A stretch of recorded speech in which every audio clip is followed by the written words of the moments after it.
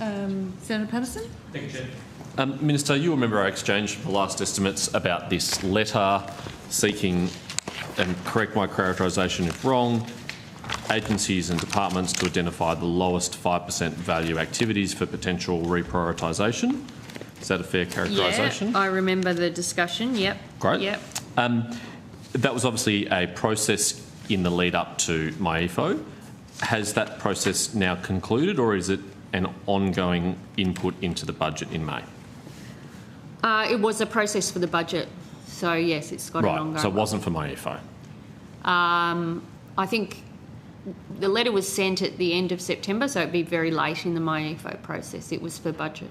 Okay, so none of the 5% lowest value activities for reprioritisation were realised in MyEFO? It's a budget. It was for budget 26-27 budget. Okay.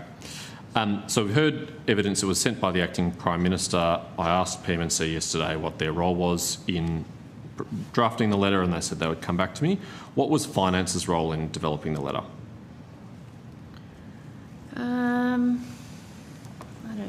I think it happened before I arrived. Yeah. Are you able to help? Were you consulted? Okay. Paul Fitzner, First Assistant Secretary, Budget Group. The letter was run primarily by the Department of Prime Minister and Cabinet. Thank you. That's helpful, but that still doesn't answer my question. What was Finance's input into the letter?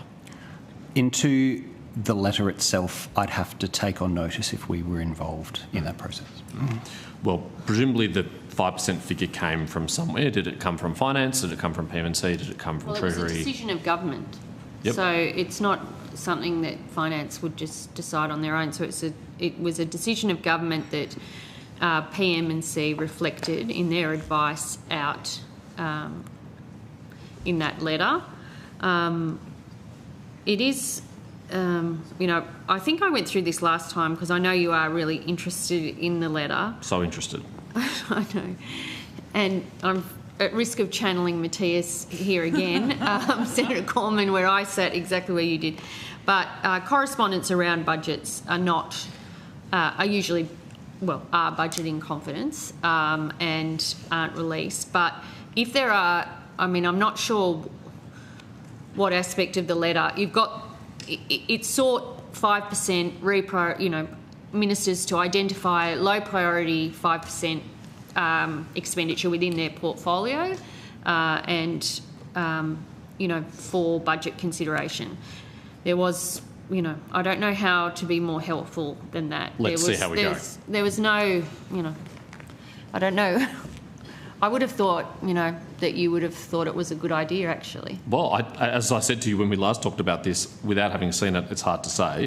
And certainly, but that's what it was. It was 5%. And certainly without having seen the outcomes of it, it's very hard to say. So just to be really clear, it was a letter from the acting PM to ministers. It wasn't to agencies or departments? Was it to ministers? To ministers. Yeah, it was to ministers. Okay, yeah. Thank you.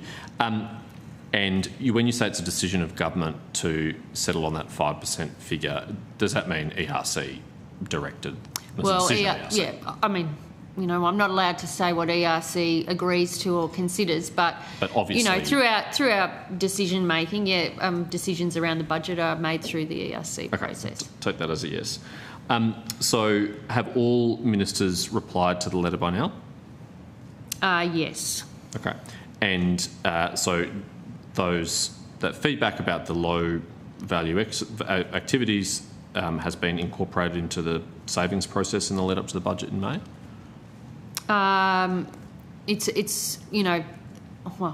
We're working with ministers across their portfolios around savings. Yeah. Mm-hmm. And so any decisions been taken? We don't usually sit here and confirm. You'll see the decisions in the budget in May. I thought I would try. Yeah, nice one. Were any portfolios or agencies exempt?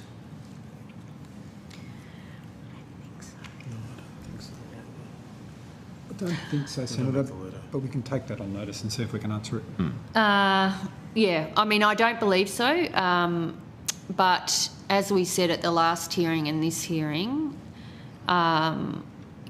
it's around what everyone was asked to identify was their lowest priority 5%. It wasn't identify 5% for savings. Yeah, I just to understand. make that clear, because I think if I know where you're going to go around national security agencies, and that, like, no agency was exempt, but it is not, it was never and is not about cutting agency appropriations. Sure.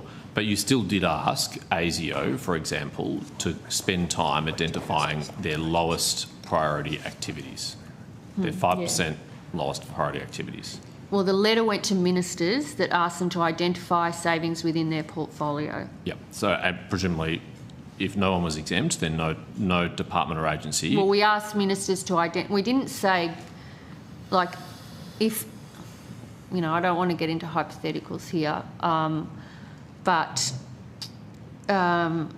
ministers were given the job to identify low priority programs within their portfolio.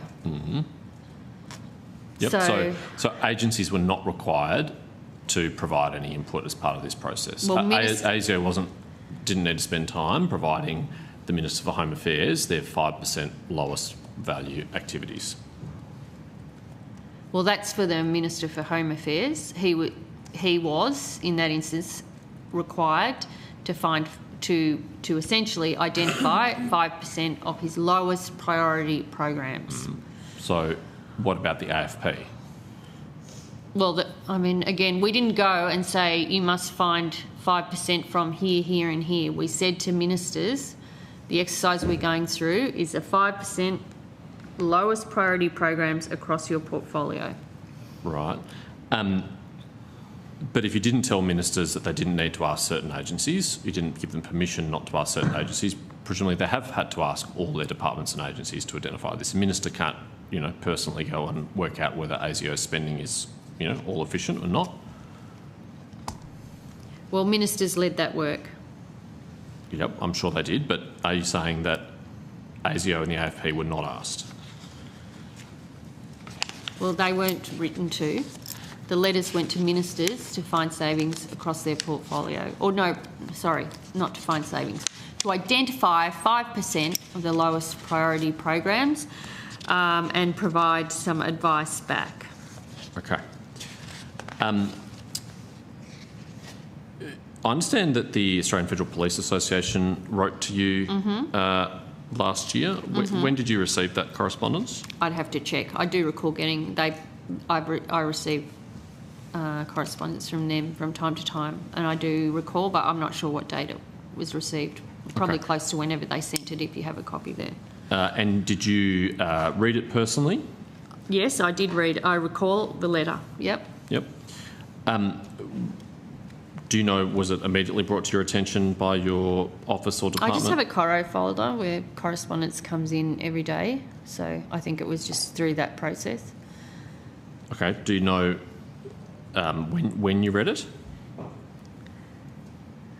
It would have been very close to when it was sent. It kind of comes into me immediately. Okay. What action did you take in response to the letter? I would have to check to see if there was, you know, I read it, noted. I think I don't have the letter in front of me, so I can't recall it, but I thought, yeah, I'd prefer to have the letter in front of me before I speculate on how I responded. I'll see if there was a formal response, though. Yeah, it'd be good to know whether you responded in writing, but also just whether or not any action was taken, because they did raise specific concerns about funding of the counter-terrorism capability. Well, yeah, and I think part of, I mean, I do know from the work we've been doing that there's 710 more ASL at AFP since 2022. So I probably assured them that that, you know, this is an area that we have provided significant additional resources because of the nature of the work and the complexity of the work and the increased amount of workload, including in those areas that you nominate. If you did respond in writing, can you provide that on Yeah, I'm notice? just checking. Yeah. And if you could provide it if you have it, that would be helpful. It didn't warrant an immediate response that the counter-terrorism function of the AFP was suffering under what the AFP Association says are chronic and worsening shortages of officers? Well, as I said, we've provided over 700 additional staff to the AFP since 2022. I'm like, we can have an argument about this, but we have funded AFP, the intelligence agencies, defence, like in terms of national security and finding room in the budget for additional resources. The Treasurer and I have taken that job very, very seriously and have been able to find additional resources. As you said, we can have that argument. I'm not proposing that we do that today.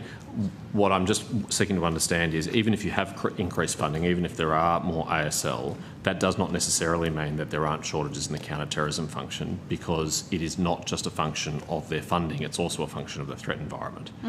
Which is why we've provided additional resources to the AFP, since we came to government. We have resourced it with significant investments, but I am not the minister responsible for the AFP. My job is to make sure we're finding the room in the budget for additional resources where we can find them, and I've done that. I'm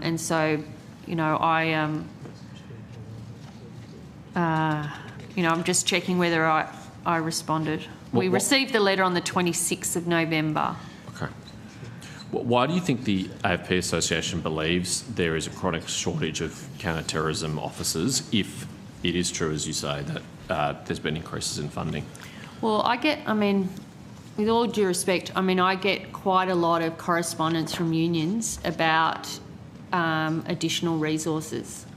So, in areas where they think, I think across the board, the correspondence I would get from unions would be routinely, you need to increase the amount of staff in this workplace.